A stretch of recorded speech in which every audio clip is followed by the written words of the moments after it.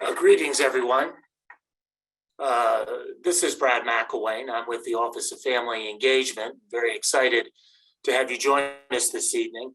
Many of you have been part of this program last year when the Office of Family Engagement, which I work with, teamed up with the Office of Personal and Career Development to bring you some Zoom meetings between parents of different classes to be able to kind of appreciate what might need to be done in the unusual times we faced last year.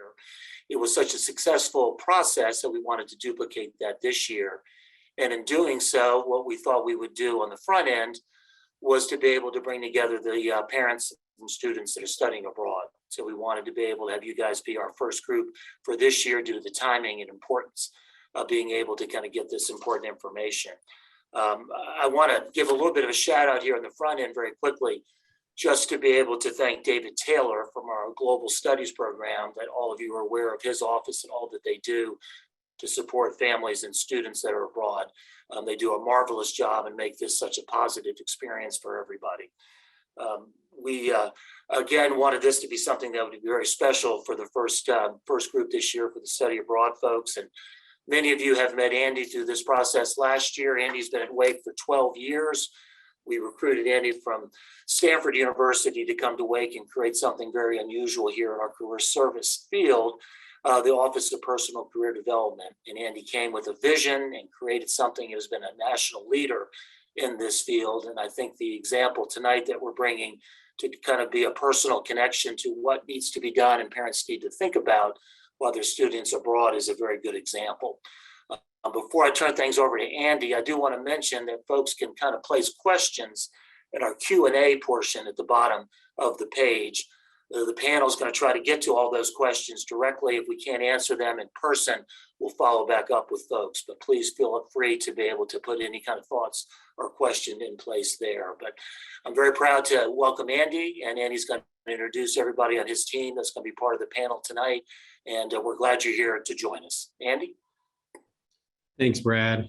Really appreciate your partnership and the opportunities that your team helps for us to be able to speak to parents about helping our students to go from college to career. This is a very unusual year, as I know many of you are very aware. We're not totally back into like things as usual, but they're definitely more closer to normal than they were a year ago.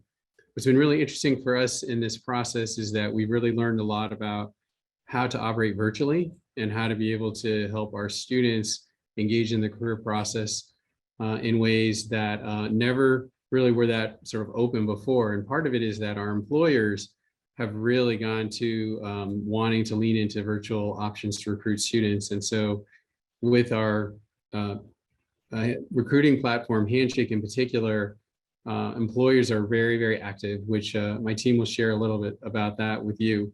It also makes the opportunities for students who are in study away programs actually easier than it ever has been. It's still hard. I will say this, and I always start by saying any job search or internship is tough. It no matter how strong the market is, no matter how weak the market is, it always is tough because until you actually get something and until you actually are really like in interviews and having some traction, it can feel very challenging because you just don't have any information on whether you're going to succeed or not. But I think as most of you know, almost all of our students actually every year get internships or work in interesting research projects that get them experience, whether they went overseas or not. And secondarily, every year for the last now 9-10 years, on average, like 96% of our students have jobs within 6 months of graduation. And that's just something we just have made sort of a standard in how we do things. Even last year, even though it was a little lower at 94.5 or so, it was very, very solid. And so have no fear. Don't be worried. No matter what amount of stress you or your student may feel, it does work out. And part of it's because of the work that our team does, and a lot of it's because of the effort that the student puts in working with our team to be able to make great outcomes happen. So we thought this would be a really great conversation for us to have with you. I have a couple team members who are going to join me. One is Lori Sykes, who is our Associate Director for Employer Relations. She has worked with us for quite a while and has a lot of expertise in terms of what employers are doing and how they're working with students and what we do to try to make that go well. The second is Heidi Robinson, our Assistant Vice President for Career Education and Training. Many of you know her. She has architected all of our college to career courses, manages the career coaches who oversee the Office of Personal Career Development, working with all of the students in the undergraduate college. We have another team that works with the business students, both undergraduate and graduate at the business school. And we all work together as one big team. We have a great student and friend of the school, Emily Tilson, who's going to actually share a lot about her experience of being overseas, so you can hear about that experience and how she was able to navigate and still get an internship at the same time. And then finally, I'd like to say thank you to Patrick Sullivan, one of the key members on our team, and works with Heidi very closely to help put this whole thing together. So let's start with Lori. Lori, if you're able to turn your video and your camera on, we can talk a little bit about the job market and the internship market. And maybe if you could just tell us a little bit, what's it like this fall? How are you seeing things? How are you feeling? Because I think most people would think the economy's sort of shaky or it's really uncertain. What has it been like for us here? Yeah, absolutely. Thanks everyone for joining us tonight. It's a pleasure to be here and share a little bit about what I do and what I'm seeing in the market with you tonight. So overall, I would say that there's really a job explosion. You listen to the news, you're not really sure what all that means, but we really have seen an uptick in postings at Handshake. Andy mentioned Handshake earlier. It's our recruiting platform. I would say overall, since March, we are up probably 38% as a whole. Full-time postings are up 54%. One of the things that students have to remember, though, when they are hearing those numbers is that they have to have the skills that the employers need at this time. So that might be a little bit different than the past couple of years. They really have to have Excel. They have to have some analytics numbers. They have to be able to communicate, be a team player, all the things that Wake teaches, but they just really have to take advantage of what we offer at this time. That's great. And definitely, I know we work hard on helping them understand how to communicate those skills that they actually have from the experiences they have, even from things that maybe they themselves didn't realize how to talk about them. So obviously working with our coaches and using our resources to be able to make that happen is important. We'll talk more about that with Heidi. One of the things I heard actually related is this year, right now, aren't there like 20,000 opportunities, internships, and jobs on the Handshake system available for Wake Forest students? 20,000, right?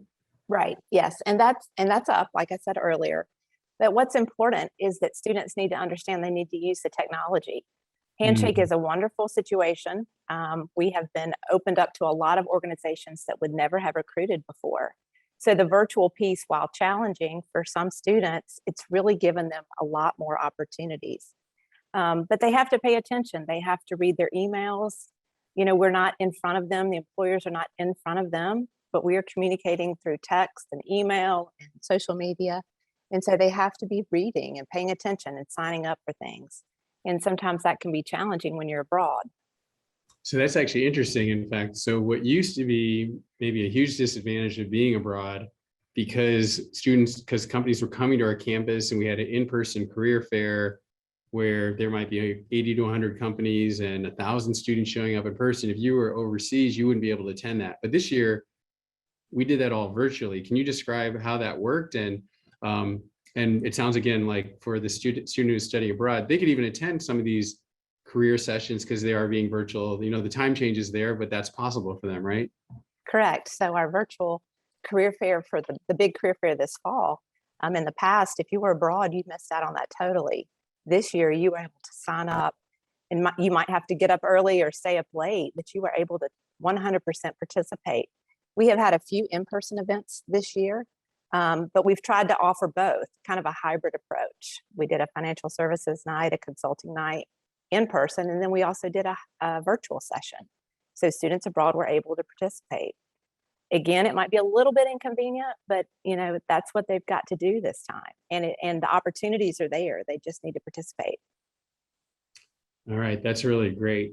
You mentioned a little earlier, but can you go into a little bit more depth about the ways that we communicate these opportunities to students to make sure that they don't miss out on things? Sure. We have weekly newsletters that go out to students targeting specific career paths. It's an opt-in situation. So we want you to encourage to ask your student if they are receiving some of the career pathways. It's the major ones, it's finance, consulting, marketing, and STEM. But we also send out targeted messages. When we get a great opportunity that doesn't quite fit in one of those buckets, we can use Handshake and the student's career preference and their profile to send them a targeted message to say, hey, make sure you take a look at this opportunity. The application deadline is in 2 weeks, but this is something that you really need to be paying attention to. We also use social media. We're on all the platforms, and our marketing team does a great job of pushing out information that way as well. One of the things that you mentioned there is the idea of your preferences on Handshake. Can you talk a little bit about what the student needs to have done? I know that they can use basically download an app on their phone and then log in using their Wake Forest ID. How hard is it for them to fill out that preference sort of profile? It's super easy. And it really should have started when they were a first year.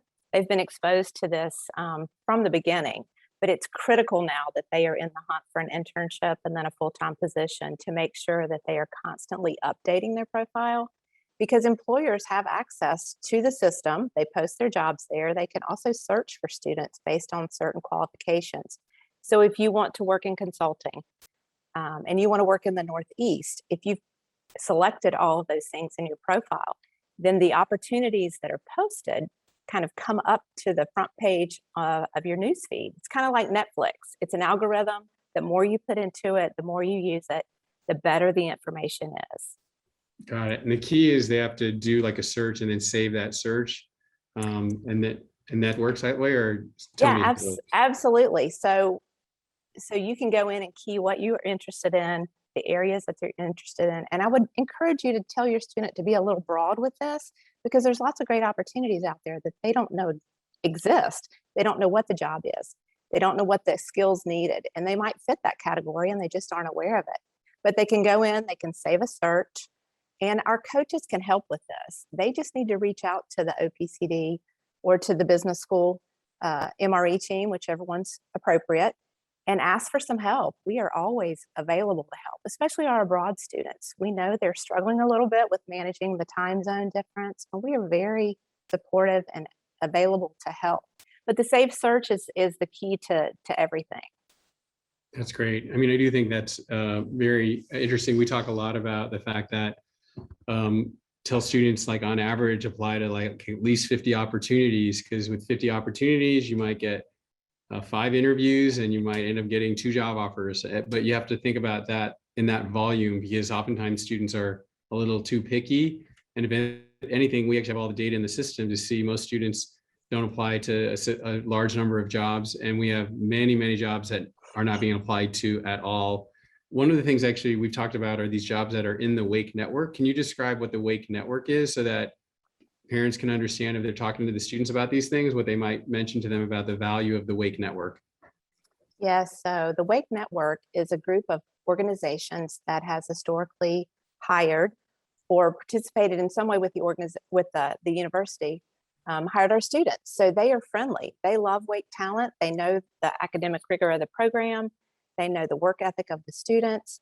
And so they come to us and say, we want your students. So we have a label in Handshake that a student can search on very easily, the Wake Employer Network.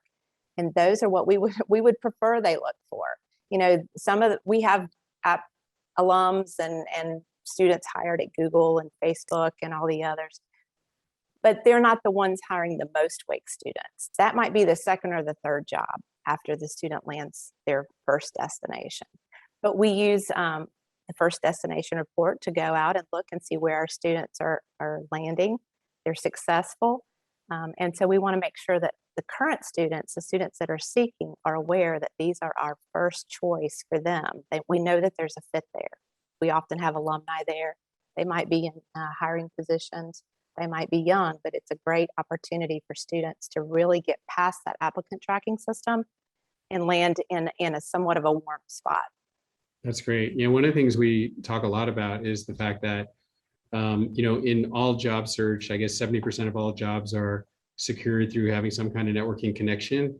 If you apply in the Wake Network, you can actually search in the LinkedIn or Wake or the alumni Wake Network database, and then talk to an alum who works at that location. And oftentimes that friendly connection leads to then a warmer introduction to actually consider the applicant. And so that little extra, making the extra call, talking to someone and not just having your resume on its own to be the difference maker as to whether or not you get an interview is something we try to teach our students a lot. And being part of that Wake network is a huge advantage.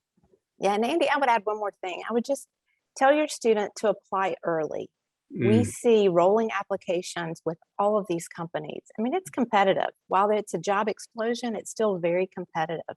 And so if a student sees a deadline that's 3 months away, they will work to that deadline. They'll do all their exams, they'll do the party, the football game, everything else, the project, and they'll wait. But they may have missed an opportunity because the application closes early. If the employer gets the right candidate, they don't keep that application open. So encourage them to apply often and to apply early.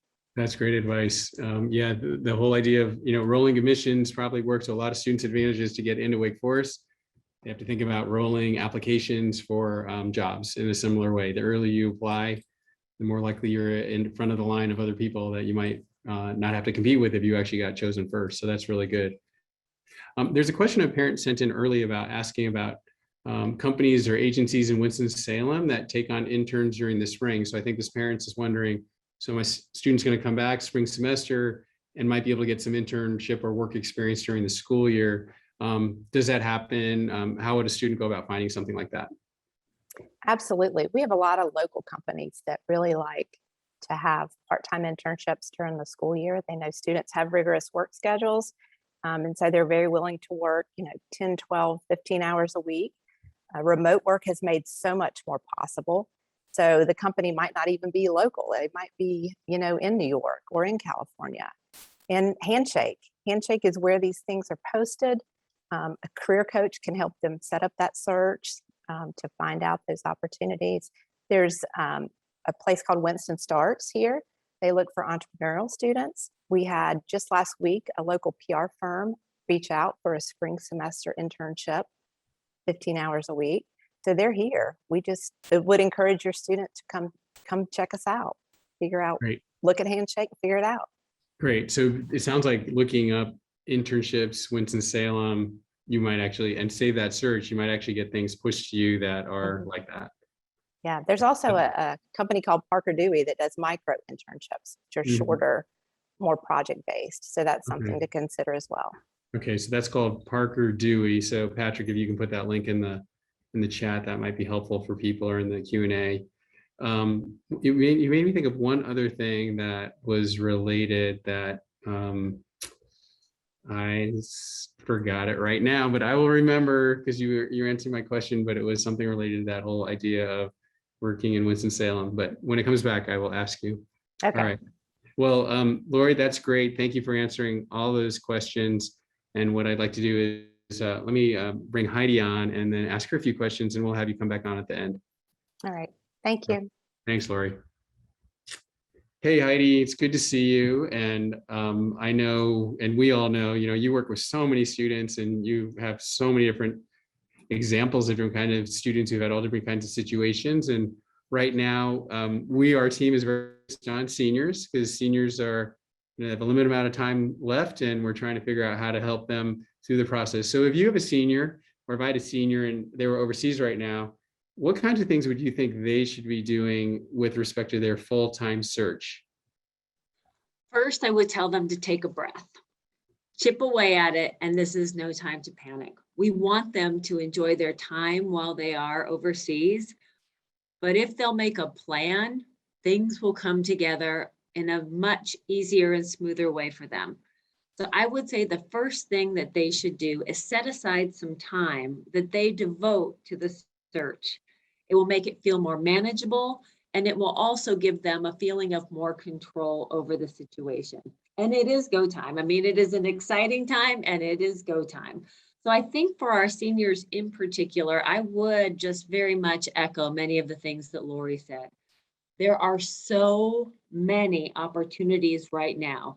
And in fact, there may even be more right now than there will be in the spring, though there will be all sorts of different things that will pop up again then. But in some of our particular industries, we've mentioned consulting, financial services, even some corporate rotational programs, they are actually recruiting right now. And so I would want those seniors in the mix. One of the things that I think about a lot are their personal branding tools. Most students aren't aware of the applicant tracking system, which is of course the software that will receive their cover letters and their resumes. I really want our seniors very carefully reading the different kinds of opportunities and the job descriptions that they are seeing and tailoring to their interest area. I want that handshake profile to be more than complete. I want it to be robust with an updated picture, an updated summary, also called My Journey, and making sure that they have their latest resume right there on the site, that they've looked through their skills, and to be sure that the skills that are on their handshake profile reflect the kinds of skills that are in their areas of interest. One of the things that I want them to have is at least a cover letter template. We always say, go ahead and include a cover letter unless they tell you not to, because we want students to be going ahead and working that piece of software, the ATS, with as many keywords as they can do. One of the most important things that I tell our seniors is to set up saved searches. Lori spoke to this some about setting them up in Handshake. I worked with a student this morning about setting up saved searches in Handshake and in LinkedIn, and even in Indeed in some cases and in some areas of interest. I always say to them, wouldn't it be great to have a career assistant who is actually pushing opportunities to you? And that's what those saved searches will do. It will give students just a little bit more support. And as they are seeking 35 to 50 different things to apply for, we want them to go ahead and be sure that they know when those things are posting. Once they have that 35 to 50, I want those seniors identifying their top 10 to 15, because I want to be certain that they are on that inside track and reaching out to our allies that are inside those different spaces and places. Not only can they find them on LinkedIn, but our coaches want to help students connect with our alumni. That is one of the things that we are really passionate about. And after a certain amount of time here, and all of our coaches have been here for a while, we know where those allies are and can help students actually connect with them. Last thing I would say is practice, practice, practice. We know that employers want to at least do that first. Most of them will be doing that first screening through a virtual interview of some kind. I love one of the phrases that people are using, which is know how to manage your box. In other words, how to manage this space virtually and manage it well. We want our students practicing. Most students, not our students, other students perhaps, think that they are really good at interviewing, and they may be, but there is really no substitute for practicing. And that's one of the things our coaches, and we also have some tools online that can help them do that. Heidi, that was a pretty big list. So I'm trying to imagine like a student who's overseas being able to do all that. And what I'm hearing you say, if you make a plan, you can do it. But it seems like something like doing that all by yourself might be difficult. So how can a student actually not do it all by themselves?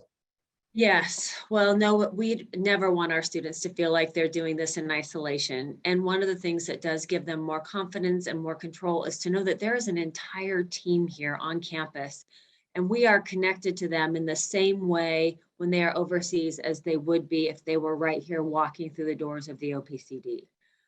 So starting with the plan with a coach can be really helpful and meaningful to get it out of the student's head and onto a piece of paper, so that they are able to, once again, be able to chip away at it step by step and piece by piece.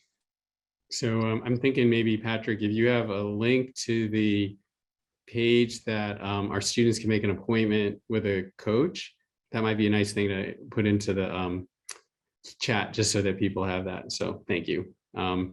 Let's see. So let's see, in terms of, the kinds of careers and majors, like the timing, how would you say it differs? Like what's the situation in the fall versus the spring? Because I think a lot of times I meet people and they think if I don't get something in the fall, like there's no jobs left and I won't be able to get a job. And I know that's not true at all, but maybe you can speak a little bit to the difference between the kind of activity we see in the fall versus the kinds of ways students get jobs in the spring and in the summer. Oh, of course. Well, right now we have a lot of postings and a lot, obviously with the career fair, we have a lot of different kinds of industries that are coming to campus. I mentioned consulting, financial services, and a lot of corporate roles are coming to us right now. Some of the more formal programs, some of the rotational leadership programs. We will have more openings that come in the spring.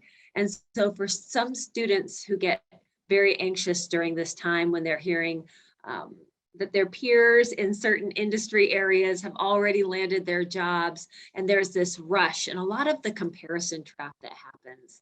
And what I always want to say to those students is that there will be openings in the fall that happen in the fall, but so many others that happen in the spring, particularly in areas like marketing or in PR, some of the places we know our students get interested that may be either in smaller places or may just not be in the areas like consulting and financial services.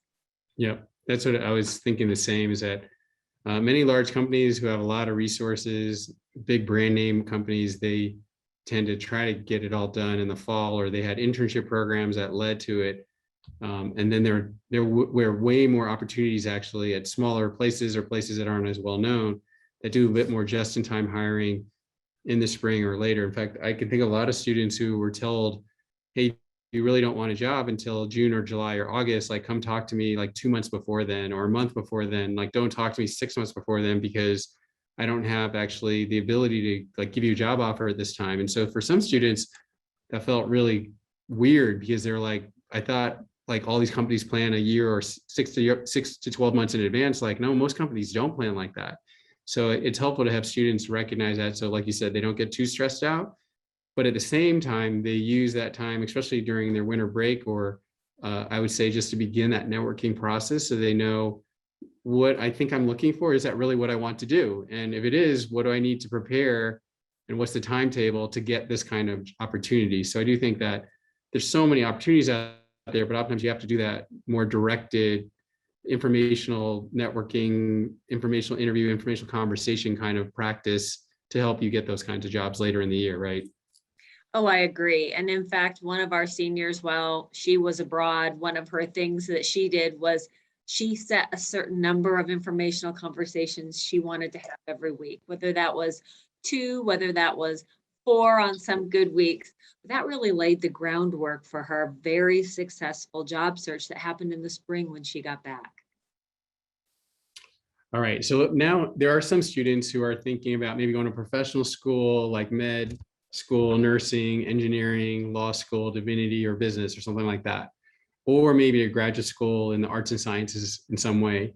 For those students, is there anything in particular that they should be thinking about this fall that either we or their faculty partners can be helping them out with, that maybe they just need to have that on their radar and can start that process? Sure. First, I think timing is different for each one of those opportunities. And so becoming aware and perhaps meeting with one of our coaches to talk about the timing and sort of setting a strategy about how that might look for a particular kind of a school, whether it's professional school or graduate school in the arts and sciences. Second, I think getting really clear on the entrance exams that they will need and the kind of preparation that might be most helpful to them. One of the things that students might want to go ahead and think about right now is how they will land and sort of nail their letters of recommendation from professors. And so beginning to think really critically about what kinds of information they will need for the graduate school of their choice and who it is who can really speak to that for them. They have such an advantage at Wake because professors really know their students and can then go ahead and speak to those qualities and skills. But thinking about that right now and giving those professors plenty of runway to be able to write that letter that is impactful, that part is really important. Great. And then our office can be helpful in reviewing personal statements and things like that, right? all of our coaches are great at reviewing personal statements. Then we have one coach in particular, Shan, who is very much a specialist in looking at those personal statements, loves to do that, and has helped thousands of students with their personal statements. And then Brian Mendenhall on the STEM side has done the same thing with students who are looking particularly at the health professions. Great. All right, let's talk a little bit about juniors. So if I have a junior and they're overseas, and in terms of thinking about searching for an internship, is there anything different that they need to be thinking compared to what seniors? How would you describe that? Oh, I love that you asked about our juniors. I was on the phone with a junior in Barcelona this morning. Many of the steps are the same. One thing I would say is, again, to be sure that they've updated their resume. So many students that I'm speaking with right now who are sort of getting this process started, they haven't added their summer experience, or they're not quite certain that they've told that story. And so one of the things that I did with this particular junior this morning was actually run through and not only add that summer experience that they had, but then also remove some of the things that they no longer need. Now that's just as true for the juniors as it is for the seniors, but also really important then to go ahead and update the rest of their personal branding things. I would say number of applications, critical. There are so many internship opportunities right now, so they need to be applying very broadly. Again, setting up the searches is helpful. These are all things that our coaches really want to be involved with for our students. And then again, reaching out to our alumni in those places of interest so that we can support them, connect them, and then go ahead and make sure that they're getting either that internal recommendation or something else where they can go ahead and have some of the information that our alumni can offer them to make that process easier for them. Yeah, that's really good. Yeah, I think that for juniors, what's also interesting is that, so it's sort of similar idea is that there's some of these bigger companies that are recruiting right now. And because they're recruiting right now, like if you are a junior and you think you want to work for a big brand name company, you should be in the process. And if for some reason you're not, that it's really important to actually really pay attention, because that's happening. And those companies oftentimes are the ones who they take their summer interns from that group. And so I do think that's really important if students think they are there. But I also think the other thing that you and I talk about a lot of times is students sometimes want to apply when their materials aren't totally ready. And so getting a career coach to review everything to make sure, because we actually have some really nice examples of like resumes on our website, that when you read the description of the resume, and I really appreciated being in one of the workshops you ran last week, where, a lot of times students will write the descriptor of what they did in very sort of bland, almost like boring terms to say, I just did this. And then you and your team were able to help them rethink it at a much more strategic, more responsible kind of way, that the students, their eyes just like wide, and they go, oh my gosh, I did all that. Like I did do that. Like I can talk about this in a way that's way more impactful and more responsible than I just did a job. And so I do think that's one of those things that sometimes you have to see it to understand it. So hopefully we can get that link to that resume site up there. So that's something I think a lot about. I think one of the things that takes the pressure off of our students is that we do have the resume templates. And not only are the templates easy for them to download and then begin to actually build from that template, we have examples of what we call accomplishment statements. And we made a real sea change in the way we teach students to conceptualize how they add content to their resume. In particular, we ask them to think about what changed because they were there, to quantify their impact and begin to think about what does that recruiter or that job opportunity or that internship coordinator need to hear from me to know that I can do these very same things for them. We have some examples on our website, and our coaches are very skilled at helping students think in a much bigger way about how they make impact. Our students are wonderful. They're so modest. So sometimes they need a reminder that what they do actually matters and makes a difference for the organizations that they're applying to.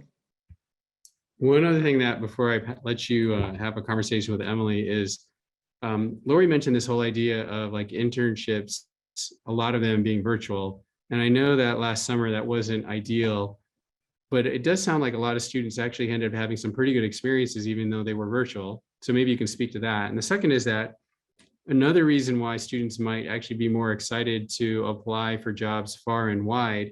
I know part of it is like, especially for an internship, is that, oh, I'd love to work maybe and explore working, I'll make it up, in San Francisco.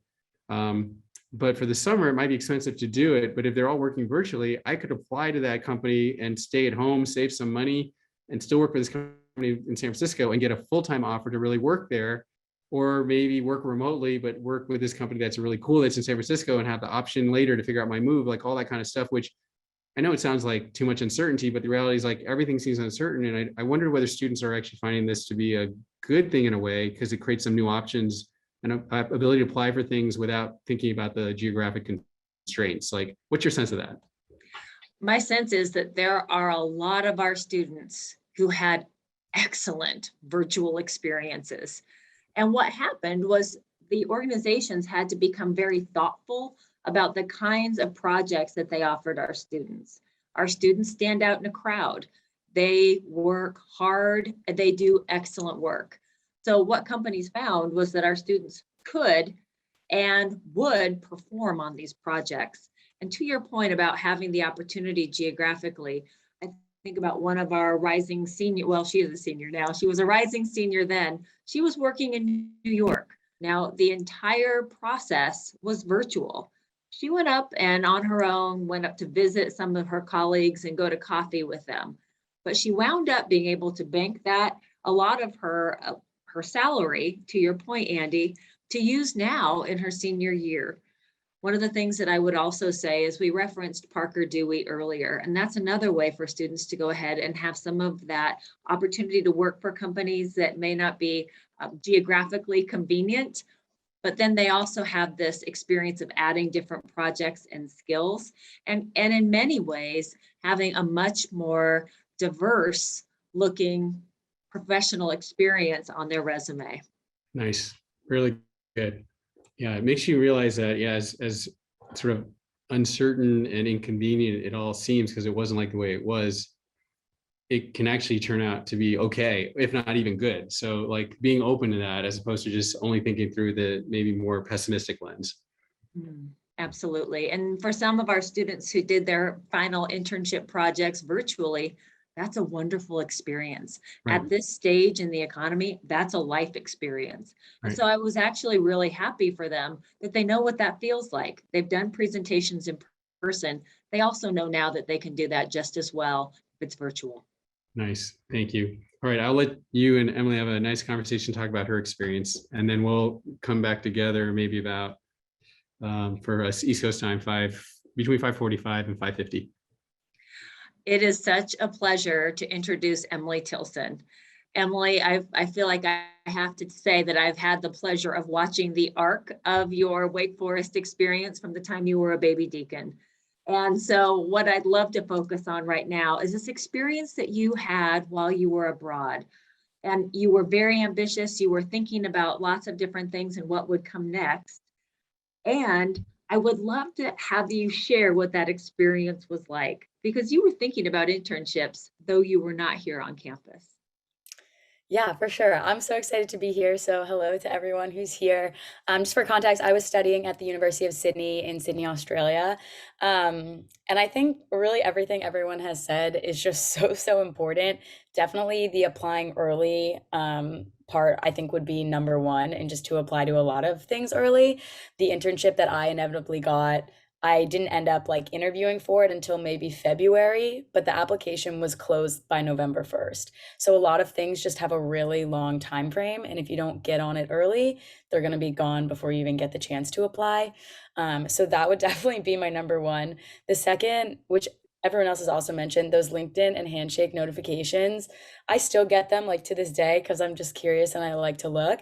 It's like honestly a fun platform. Like LinkedIn, to me and to everybody I know that like is pretty active on it, it's just another form of social media that you get to connect with people on, and it's cool to see what people are up to and what's out there. And just looking through that, like in my current job, I found it because somebody posted about it on LinkedIn, and that's how I saw it. And so I would definitely say that having them just scroll through it for 5 minutes, not even like in a day, you'll find a lot. And they actually have so many good recommendations that fit exactly what you're looking for, solely because you just set the settings to exactly what you want. Now, you had a lot of strategies that you put into place, Emily, while you were studying abroad. And will you talk a little bit about what some of the most successful strategies that you used while you were in your internship search and in Australia? I mean, it was a lot of both working with you guys while I was doing it. Like when they say that they're supportive and available, like Professor Robinson would sit on a call with me for an hour while I was in Australia. Like you just don't find that everywhere. And I think that using all of my resources was definitely like the biggest help. Like I would just find a time to scroll through it. And it doesn't have to be something you do every day, but like just put it into your weekly routine. And there's so much new stuff popping up all the time. I love that you called it into your routine. Tell me a little bit about how you plan that, because you were very planful about how you managed that process. Yeah, I mean, I think as students, sometimes when we're abroad, we're having a lot of fun traveling and spending time with our friends, that people on the outside forget that we're actually in school. And I think I would just find time like in between classes to do that. Like there's going to be a moment where you're not having dinner with your friends or hanging out, but you're doing homework and then you finish your homework and maybe you have another assignment or something, but there's going to be a time where you won't have like a little bit of a break. And I would definitely encourage them to take that time to do that scroll and just to look it up. And even without LinkedIn Handshake, like you can just Google open opportunities. I also definitely would recommend that LinkedIn Wake group as well, because that really helped me in both my internship and job search, just doing informational interviews and emailing with Wake alums. I never had someone say no. I was going to say, will you speak to what those informational conversations were like? A lot of times, students are reticent to go ahead and do those. And if you will speak to what it was like when you did your first one as a sophomore, and then what Yeah. that process was like as you went through it. I mean, the first one I did as a sophomore, I was terrified to even send an email, let alone call them. Taking Professor Robinson's class my sophomore fall was like, it seriously broke me out of the shell of being nervous about the networking, like whole environment. And every single person I emailed, like we were doing them for a grade. So, I was like, I have to do this. This is something that's going to push me a little bit. And nobody says no. Everyone is so nice. You ask for 10 minutes and then you sit on the phone for 30 and they're so helpful. Just, it didn't even matter if it was exactly what I wanted to do or not. I still was very much in the waters of having no idea what I wanted to do at that point. And so just being able to hear how they got to where they were and hearing their journeys was like really influential. Yeah, inspiring, and also reminded you that that network is so strong. You did all sorts of things right. And in just a moment, I want you to talk about how you landed where you landed for that internship. Is there anything that you wish you had also done alongside all of your success strategies? Anything that you think, oh, I should tell students to do that too? Um, I think probably like resume is number one. I think that there were points where my resume could have really improved, but also like I'm still fixing it to these days. Like I'll scroll through my LinkedIn page and be like, I don't love that, and just go back. Like it's never going to be perfect, but it can always be better. So going ahead and kind of thinking of it as a living document and continuing to add to it, all of those things, which Mm. goes on and on. And I wonder, when you think about the fact that there are parents listening and that they are hearing how you did all of these different things, what advice would you have for parents who are supporting their students? Step one, the career classes. It's never too late. It doesn't matter if you're a junior or a senior. I would never have had an internship, let alone a full-time job, without the skills that I learned in those classes. They are so, so important, like resume, cover letters, interviewing. It is nonstop helpful information. And that's number one. I would tell all of my friends, like, I mean, they're fun, but you learn a lot. And I would tell all my friends to take it. And anyone who wasn't going to the OPCD, I was like telling them all the time, like, you gotta go, you gotta go. It was life changing for me and my career. And beyond that, my second thing, honestly, would be just make sure they're on LinkedIn. I was actually talking to my manager recently, and she like preaches LinkedIn, and she said that like your personal brand on LinkedIn and all that it carries with it is easily the most important thing in the job market these days, because everyone's on it. And if your employer can't find you on LinkedIn, it's a really bad look. Interesting. So having parents encourage their students to come in and see us, which we want them to do, and to tell them it's a fun, happy place. They don't have to have it figured out to come see us. And virtually, we want to support them. And while they're abroad, we're still there for them. And then also sort of that piece about connecting and going ahead and leaning into that network. Mm-hmm. So let's see, if you were, I know that you have quite a story about your own internship. Will you speak to that, Emily, how you landed and where you landed? Sure. So for my internship, I interned at Madison Square Garden for the Knicks Social Impact and Fan Development Team. It was last summer, so it was completely virtual. So I got really lucky that it wasn't canceled. I learned a lot. It's definitely not an in-person internship, so there is a difference. I know everyone, like all of your students, have been experienced a lot of virtual things in the past year or so. So everyone's used to it. You kind of have to adjust, but it was still really successful. And I honestly think the virtual aspect of it became really beneficial in the networking sense, because it was so easy to throw time on people's schedules.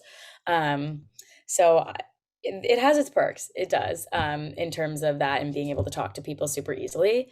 In terms of interviews, even for internships, pretty much just as any full-time job, an interview is going to put you through like 2 or 3 rounds.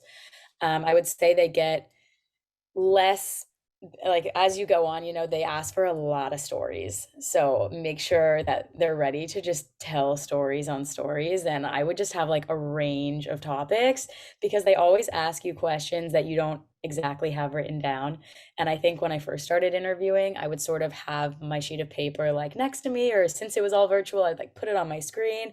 And anytime they asked me something and I tried to look at my sheet, I think it was disastrous, like, because you get way too distracted trying to hit all your points, when they know what they've done. So like when those questions come, I try and just like breathe and take a step back and really think like which piece is going to apply the most to whatever they're asking about.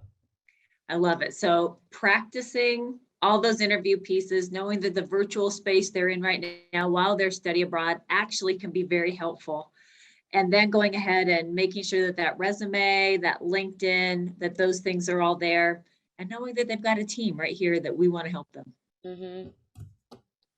Emily, you can go ahead and say, if you'd like to, what that internship led to, because you have a great story about where you are right now. Yeah, so I can give a brief overview. So speaking of applying early and often, I just graduated in May. So last fall, I was sort of just applying for things that I thought I could potentially be interested in. I ended up in late October landing a full-time job with Nestle living outside of Washington, D.C. as a field sales representative.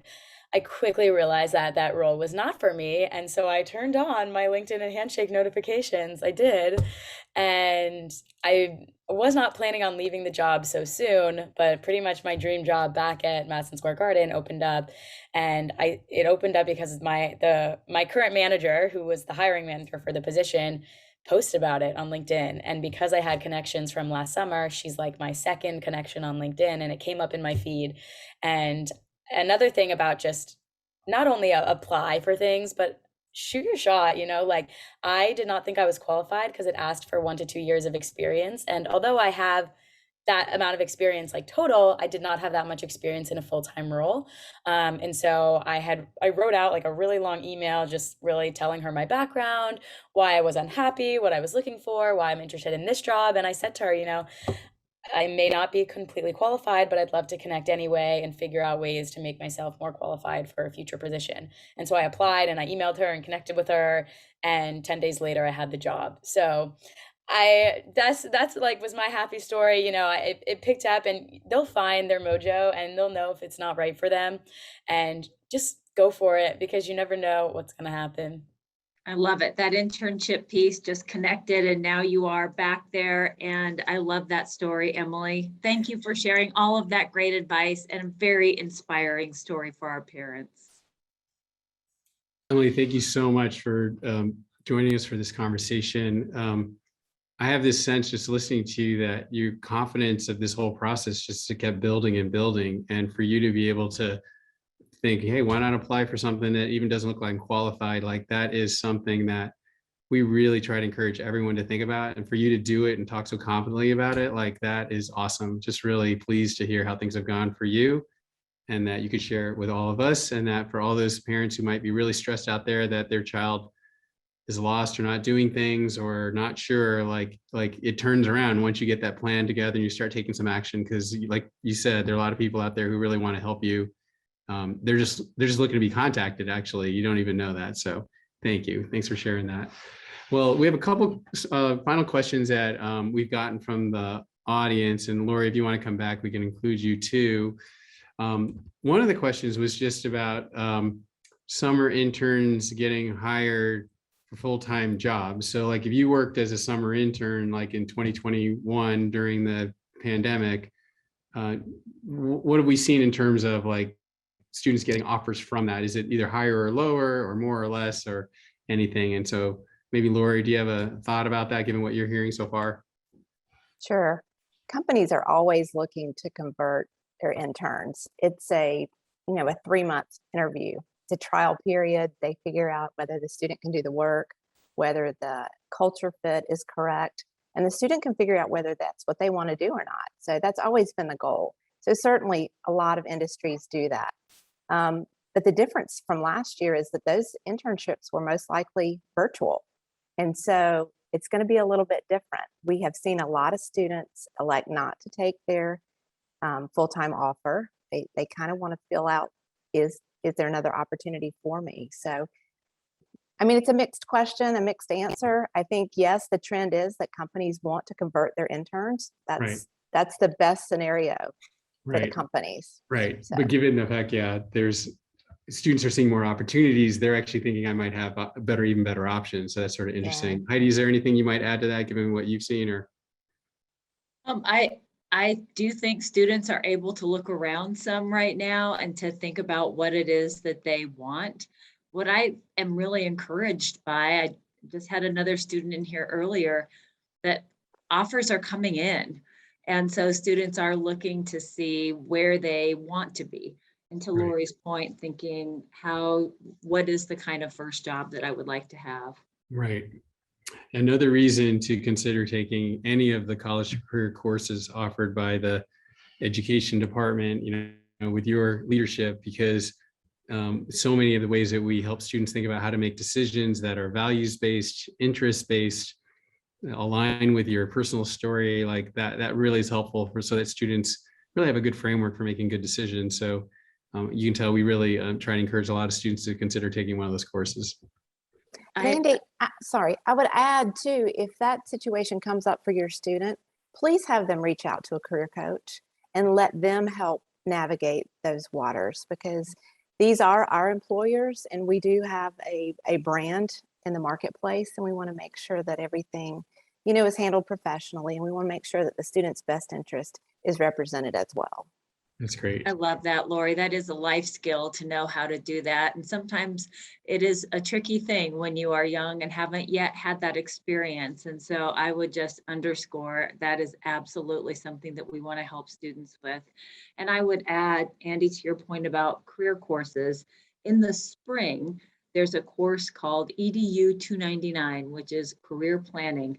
And it is really helpful for students who are coming back from abroad and are working toward that perhaps internship or full-time job in the just-in-time hiring phase and season. And that one can be very helpful then. That's good. Yeah. ED 299. And I think you're right. We talk a lot about, coming back from an overseas trip, and we actually our study abroad experience, but also I feel like a lot of experiences, students, they have them and then they're so busy running to the next thing that being reflective about the experience they had and what they really learned and how to talk about it in a way that doesn't sound just like it was a lot of fun, because in fact, they did learn a lot of things. I think going to our class or speaking with coaches can really help you with that. So I think that's really important. One other question that came up was related to a student who's actually applying to a lot of jobs, and there's this optional set of questions that ask about like race and gender. And they were just wondering, like, is there any advice we would give to a student on how to think about that? I imagine that, first it's optional, so a student doesn't have to answer it. And every company might have different ways about how they're thinking about it. I don't think it's necessarily, I think no company would do it for discriminatory reasons because they know if they got caught, that would be a big problem. So that's not going to happen. But I was wondering, like, what advice you might give, Heidi, to a student if they came to talk to you about this kind of situation? I think one of the first things I would want that student to do is to reach out to some of our young alumni who may be in that particular organization, just to sort of understand why those questions might be there, how to handle those, but also sort of thinking through the decision-making process as they're filling out that application. Our young alumni are close enough to the process that they can offer really thoughtful advice. Great. All right. Thanks, Heidi. Maybe just last final question. Is there any final words of advice that you might have? Actually, we just got one last question that came up is, let's see, how has the post-COVID remote world impacted the previous trends of companies recruiting sophomores for post-junior summer intern opportunities? So I think what they're asking is just the recruitment of sophomores. And is that actually like picking up or changing in some way? So I see both Heidi and Lori have nodding their heads. So yeah. It is a great time to be a sophomore looking for an internship. That's what I would say. And Lori, I see you smiling and nodding. There have been a lot of postings that have been specific to sophomores, and that recruiting time is going earlier and earlier. And so it is a time for sophomores to be setting up those searches and on Handshake a lot, going ahead and looking to see what else is there. One of the things I think I'm realizing in the question is, are they actually recruiting sophomores for their junior year summer? So as opposed to, yeah, so maybe Laura, you can talk to that, when that happens and why. Yeah, especially in the financial services area, that's where they're looking for the sophomores. And a lot of times they will do leadership weekends, they'll do summit type experiences. So they are trying to get those students engaged and aware of their brand and kind of drinking the Kool-Aid, if you might, so that when the application rolls around, they are ready and committed to that organization. So sophomores, definitely, to Heidi's point, it's a great time to be a sophomore for certain industries. Other industries, not so much. So your students shouldn't panic if they don't see things in their world.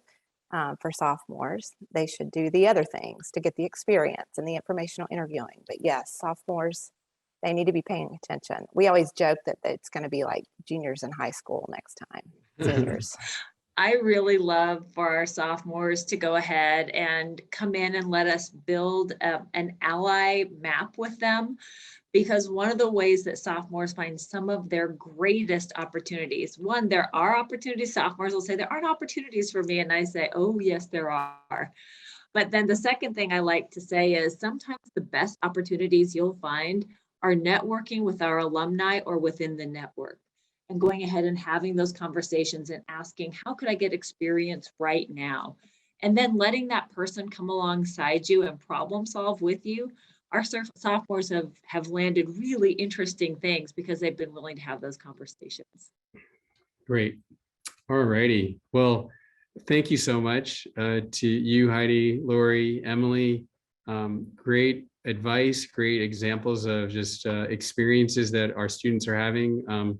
Great news that the market actually is pretty strong. And I think the main thing is, like, it's totally fine if the parents out there are telling their students, come talk to us, like, use all the links of the information that was shared in the chat, and we're here to help them. So even whether it's 6 or 12 or more hour time difference, we'll find a way. So Brad, I'm going to pass it back to you. Andy, thanks again. And I think the day and time that people could go off and study abroad and just have fun and feel like they're not connected to things back in the US or, excuse me, back on campus are certainly long gone.